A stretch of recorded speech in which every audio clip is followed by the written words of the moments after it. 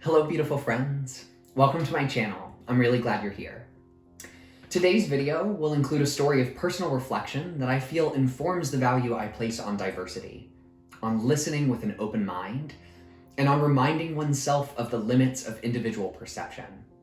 I'll conclude today's video with 3 questions for contemplation and personal reflection that can hopefully help you make sense of my thoughts in light of your own life, and which can unlock a more nuanced perception of the world around you. So in 2009, Chimamanda Adichie gave a TED Talk called The Danger of a Single Story. It became a quite popular TED Talk, so there's a reasonable chance that you've seen it, but in case you haven't, the link is included in the description to this video. But to summarize, in this talk, Adichie speaks vibrantly of transnationalism, of the consequences of stereotypes as a reflection of miseducation, of the danger of a single story. How oftentimes identity markers, especially racial and national ones, fail to be sufficiently integrated into social understanding because entire groups of people, entire nations and cultures become defined by a single story. As she spoke, I resonated with the truth of what she was saying. Being socialized by a predominantly white evangelical megachurch and by a public school in Texas where, like many public schools in many cities, are still quite functionally segregated, I was never taught more than a single story. I recalled peers who were in the same geography class who still likely believed much of the ignorance perpetuated by American education, who had repeatedly referred to Africa as a country. But more than that, I was convicted, angry, and resentful for the ways in which my own education was lacking, for my miseducation, as I was certain that there were many assumptions I was making about people who were different than me that were offensive and untrue. This was even more upsetting and shocking to me as I considered that several of my closest friends throughout grade school were women of color, and listening to Adichie speak was one of the first times I realized the utter arrogance that evangelicalism had fostered in me, as I always saw my own point of view as the singular capital T truth. And while these friendships were deeply complex, and I do not wish to flatten them into a single story, much less to define these now accomplished and inspiring friends of mine by my own mistakes or misperceptions, as I listened to Adichie, I recognized the ways in which I failed to ever really escape postures of paternalism or superiority in many of my childhood friendships, always hoping to convert my friends and failing to listen to or support them with the same measure of depth and understanding that they offered me. But I also sympathized with Adichie's personal story. I watched this video for the first time in 2013, my freshman year of undergrad, when I was adjusting to life in a new city and just beginning to take seriously my understanding of the theology on which I was raised. As a yuppie Christian who attended a Bible school, believing that my earnest faith and love for the world would be seen before my sexuality, I empathized with what it felt like to be defined by a single story. For many people, the minute they found out I was gay, the rest of my personality became primarily collapsed under that lens. Just like Adichie, I was frustrated by the personal dangers of a single story. And this crossroads of understanding and conviction, this moment where Adichie gave me a name for my own pain and frustration, but also challenged me to remain honestly accountable for my own actions, for the ways in which I was hurting others in precisely the same way I was being hurt. How I was on both the giving and receiving end of stereotypes and caricatured narratives of self.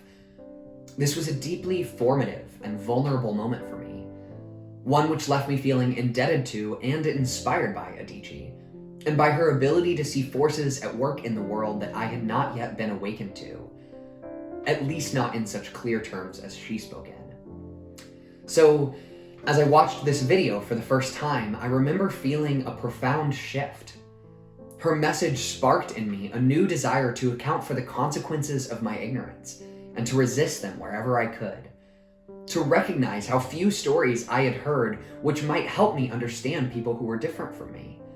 And to recognize that there will always be much more that I don't know about the world than what I do. that the best thing I could do to prevent the danger of ignorance was to let people share their own stories, to withhold judgment, and let people articulate themselves. And this vision of the world that Chimamanda shared shaped me in a powerful way. Through her continued TED Talks, books, and Beyoncé's music, her voice remained in my head and on my heart. But 4 years later, my relationship with Adichie became quite rocky. In 2017, she gave an interview which hurt me deeply.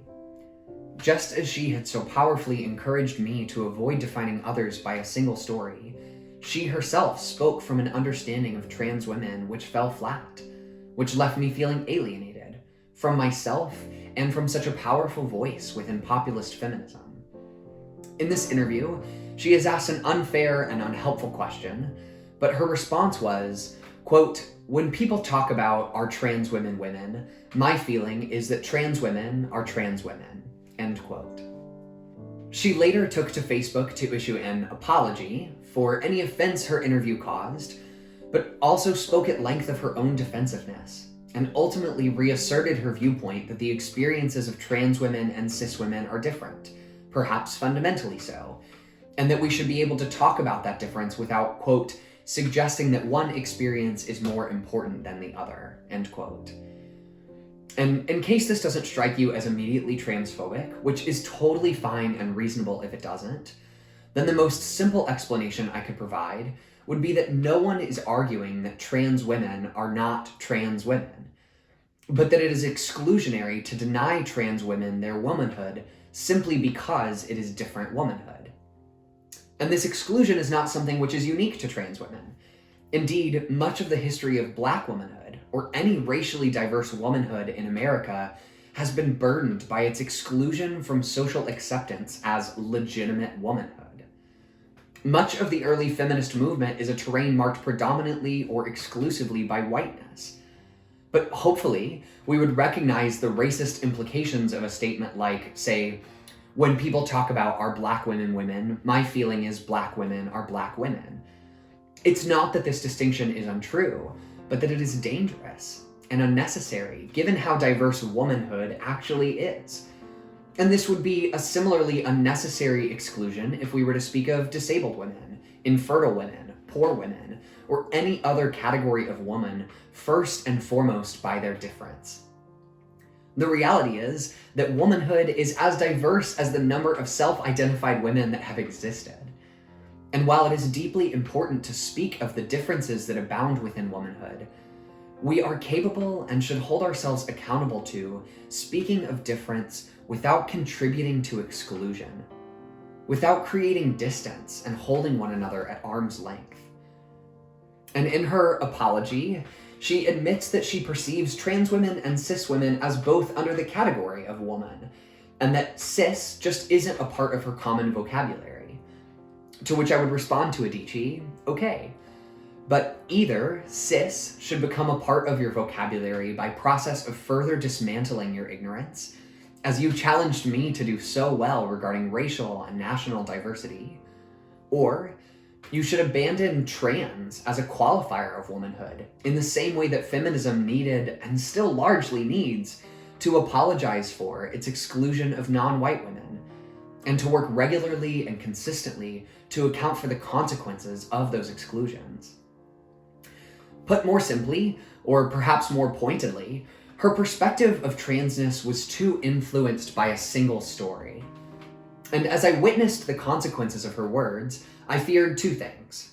First, that other people shared her perspective, that they would maintain a policing of womanhood as a name which referred only to a certain kind of woman, rather than one which included a diverse populace of anyone who shared an affinity for or social consequence of femness, femininity, or womanhood. Unfortunately, I believe this first fear is true, and we see it play out quite consistently.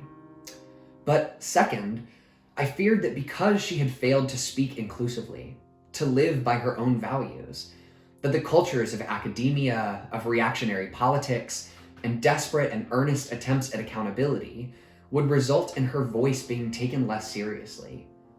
That people might not listen to her message as deeply or contemplatively as before. that they might miss the powerful truth of her words because of an unfortunate narrowness of her political perspective. Ironically, through this experience, the danger of a single story became more important to me, more true. I realized it not only applied to discourse regarding transnationalism, globalism, or racism, but also cohered at the level of individual perspective. As I eagerly sought to understand how I could feel so misperceived by the same person who so passionately encouraged me to stop misperceiving others, I felt angry at Adichie for not living up to her own values. The sting of hypocrisy returned, a feeling I was not unfamiliar with as a result of growing up in evangelicalism. But this time, I could more appropriately discern my anger. I was not angry at Adichie for her inability to understand a trans feminine experience. Very few people understand that experience, and for that, I am only disappointed. I was angry because I felt that, in her misunderstanding of me and people I loved, she had failed to live out the very value she had helped teach me. I valued Adichie's perspective, and I wanted others to as well, but I resented that now people might struggle to listen to all the good perspectives she had to offer because she spoke outside of her knowledge and demonstrated a measure of ignorance in a public setting. This proved to be somewhat true. By the time I got to grad school, it was difficult for me to bring up Adichie's name without someone else quickly referencing the interview debacle, writing off her voice as, quote, problematic or canceled. I felt frustrated and silenced by these interactions because I struggled to disagree. I was similarly, if not more deeply hurt by Adichie's comments and exclusion than the cis allies I was interacting with. But I could not change the fact that her words would always be a part of my genealogy, of myself. That she had taught me to see the world more complexly, more expansively, and that these things still mattered to me. I wanted to share these values with others. I didn't want to cancel Chimamanda Adichie. I just wanted her to be better in the same way she challenged me to be. But I struggled to continue to discuss or defend her without being perceived as taking too soft a stance against transphobia. As someone who was, and still is, regularly flattened into a single narrative of transness or trauma, I still resonate with Adichie's plea for multiple stories. I want people to appreciate the complexity of myself, that, as Adichie recounts, quote, all of these stories make me who I am.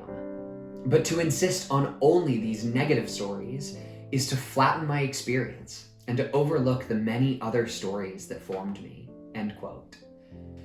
And while I sincerely value the necessity for accountability and the importance of naming hypocrisy for what it is, at least in my own heart, I must continue to hold multiple stories about Chimamanda Adichie, ones of deep empathy and enriched global perspective, as well as ones of hypocrisy and ignorance.